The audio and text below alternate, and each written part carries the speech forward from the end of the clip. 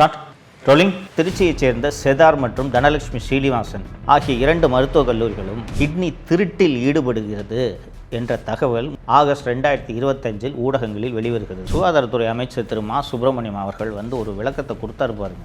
அதாவது மனித உறுப்புகள் திருடுறாங்க அப்படின்னார். திருடுங்கிறது யாரையாவது ஒருத்தர் தெரியாதனமா போய் படுக்க வச்சு அவருக்கு தெரியாம கிட்னியோ லிவரோ எடுத்தா அதுக்கு பேர் திருட்டு. இது முறைகேடு. இது கிட்னி திருட்டு அல்ல, கிட்னி முறைகேடு. ரெண்டுக்கும் என்னையா வித்தியாசம்?